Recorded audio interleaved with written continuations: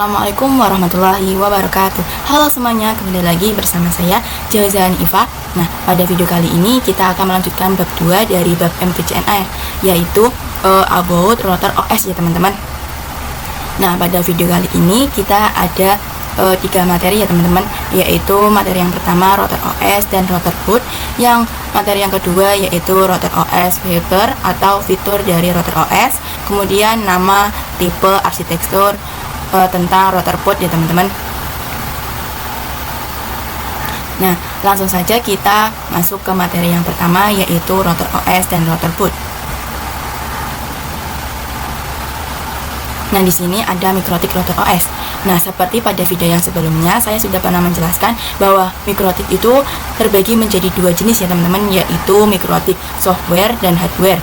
Nah, mikrotik hardware ini biasa disebut dengan router boot ya teman-teman, sedangkan mikrotik software itu biasa disebut dengan router OS. Nah, seperti ini. Router OS itu berbasis OS atau operating system, sama seperti Windows, Linux yang dapat diinstal di PC maupun virtualisasinya ya teman-teman. Kemudian sistem operasi yang digunakan oleh perangkat mikrotik router boot. Jadi mikrotik router boot ini menggunakan sistem operasi router OS di dalamnya ya teman-teman. Nah, seperti yang saya katakan tadi, bahwa router OS ini dapat diinstal di PC atau sebagai VM atau pada PC virtualisasinya seperti di VirtualBox atau VMware ataupun yang lainnya teman-teman. Kemudian mikrotik router OS ini memiliki standar alone operating system yang berbasis Linux dengan versi 3.3.5 kernel ya teman-teman. Nah, dan ini itu gambaran bagaimana saat kita nanti menginstal router OS di PC kita ya teman-teman. Jadi akan terjadi seperti ini. Nah, kemudian mungkin ada teman-teman yang bertanya, mengapa sih router OS ini diinstal di PC? Karena kalau kita menginstal router tersebut, kita akan mengetahui secara lebih detailnya mengenai router tersebut ya teman-teman. Misalnya kita akan mengetahui prosesornya berapa, RAM-nya berapa, ataupun harddisknya yang seperti apa. Jadi kita akan mengetahui informasi-informasi tersebut. Nah, dan juga ketika kita menggunakan router OS mengenai hal tersebut, kita itu bisa menggantinya. Seperti contoh misal prosesornya itu yang sebenarnya itu ada 1, kemudian kita bisa mengubahnya itu menjadi 2 ataupun 3, begitupun yang lainnya. Kemudian ketika kita menggunakan router OS lalu terjadi kesalahan, misal contohnya itu terkena petir. Nah, kemudian teman-teman itu tidak perlu memperbaiki secara keseluruhan, cuman teman-teman hanya memperbaiki lantarnya saja. Sedangkan teman-teman jika menggunakan router boot itu ketika terjadi kesalahan, misal terkena petir, itu teman-teman harus memperbaiki secara keseluruhan, karena router boot ini perangkat keras atau perangkat fisik dari router boot sistem tersebut ya teman-teman. Selain itu, router boot itu mengenai hal yang tadi itu tidak bisa diubah, seperti prosesornya itu tidak bisa diubah ataupun yang lainnya. Jadi seperti itu ya teman-teman. Nah, kemudian kita lanjut pada mikrotik router boot. Nah, seperti yang tadi saya katakan, router boot ini berbasis hardware ya teman-teman, atau perangkat keras. Dan router boot ini dibuat untuk menjalankan sistem operasi router OS ya teman-teman. Nah, lalu segala fitur bisa terdapat pada satu perangkat ataupun dapat diperuntukkan khusus sesuai kategorinya. Jadi misal pada satu perangkat ini itu terdapat fitur-fitur lengkapnya, ataupun semua fitur itu terdapat dalam satu perangkat. Tetapi ada juga perangkat yang tidak mempunyai segala fitur ya teman-teman. Jadi itu tergantung dengan kategori mikrotiknya. Jadi semua mikrotik ini itu mempunyai kategori, tipe ataupun fitur tersendiri ya teman-teman. Kemudian pada mikrotik rotor board ini tersedia mulai dari long end sampai dengan high end rotor ya teman-teman. Nah, kemudian langsung saja kita masuk ke pembahasan yang kedua, yaitu rotor OS fitur atau fitur dari rotor OS ya teman-teman. Nah, di sini itu ada banyak fitur rotor OS ya teman-teman, yaitu sebagai support wireless network, yaitu yang berstandar ABGNAC. Nah, wireless network ini terbagi menjadi dua ya teman-teman, yaitu wireless indoor dan wireless outdoor. Nah, wireless indoor ini dicontohkan seperti cap wireless, kemudian sedangkan wireless outdoor itu dicontohkan seperti point to point ataupun point multi point ya teman-teman. Nah, pada point to point ataupun point multi point itu terbagi beberapa macam lagi. Nah, jika teman-teman ingin mengetahui lebih lengkapnya, teman-teman bisa langsung searching saja pada aplikasi pencarian. Nah, teman-teman perlu diketahui bahwa wireless network ini itu nirkabel ya teman-teman. Nah, kemudian kita lanjut pada fitur rotor OS itu juga menggunakan routing ya teman-teman, baik routing statik maupun routing dinamik ya teman-teman. Kita lanjut. Nah, di sini ada firewall dan NAT ya teman-teman, dimana firewall ini itu sebagai proteksi supaya mikrotik kita itu aman ya teman-teman. Nah, sedangkan NAT ini itu sebagai kalau misalnya klien kita itu mempunyai IP privat. Nah, itu tuh supaya kita bisa mengakses IP publiknya ya teman-teman. Nah, lanjut. Di sini ada QoS atau bandwidth management.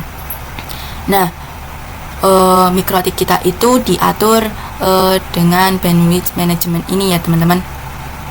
Kemudian di sini ada point to point tunneling. Di sini itu ada PPTP, PPPoE, SSTP, OpenVPN ya teman-teman. Kemudian di sini ada user management seperti DHCP, proxy, hotspot atau radius dan lain-lain ya teman-teman. Nah, selain itu juga fitur router OS ini sebagai tools ya teman-teman, yaitu seperti bandwidth test, torch mapping, MRTG dan lain-lain ya teman-teman. Nah, jika teman-teman masih kurang paham yang saya jelaskan, teman-teman bisa buka web Wikipedia dari mikrotik ya teman-teman, yaitu pada link yang ini ya teman-teman, link di bawah ini. Teman-teman bisa kunjungi link tersebut jika teman-teman ingin mengetahui lebih lengkapnya lagi, yaitu materi yang terakhir, yaitu nama, tipe, arsitektur mengenai rotor board ya teman-teman. Yaitu yang pertama ada nama dari router board ya teman-teman. Nah, di sini pengkategorian nama pada perangkat router board mikrotik berdasarkan 3 kategori. Berarti router board ini, nama router board ini itu berdasarkan 3 kategori ya teman-teman, yaitu yang pertama 3 simbol nama. Nah, teman-teman bisa perhatikan gambar di bawah ini. Di sini ada huruf dan angka. Yang pertama RP. RP ini singkatan dari router board ya teman-teman. Kemudian angka di belakangnya ini merupakan angka yang mempunyai simbol masing-masing, yaitu yang pertama angka 9, yaitu simbol seri atau kelas router. Yang angka 5 ini yaitu jumlah port Ethernet. Yang angka 1 ini jumlah slot mini PCI atau wireless ya teman-teman. Jadi huruf dan simbol 3 simbol angka ini itu bukan sembarang angka ya teman-teman. Kemudian kita lanjut. Di sini ada word ya teman-teman, atau pada katanya yaitu seperti ada Omnitek, Growth, CXT, LHG dan lain-lain ya teman-teman. Kemudian kategori yang ketiga yaitu exceptional naming, di mana nama itu yang disederhanakan dan disesuaikan dengan tahun pengembangan, dan biasanya Ethernetnya lebih dari 9 port ya teman-teman. Kemudian di sini ada contohnya, yaitu RP600, 800, 1000, 1100, 1200, 2011, 3011, 411 ya teman-teman. Jadi ini itu contoh dari exceptional name yang namanya itu disederhanakan dengan tahun pengembangannya ya teman-teman. Nah di sini ada tipe rotor board ya teman-teman. Nah teman-teman bisa perhatikan gambar yang ada di sini ya teman-teman. Yang pertama yaitu RP, yang seperti tadi saya katakan, RP ini singkatan dari rotor board. Kemudian angka 9 ini jumlah 900 series. Kemudian angka 5 ini jumlah Ethernet, angka 2 ini yaitu jumlah wireless.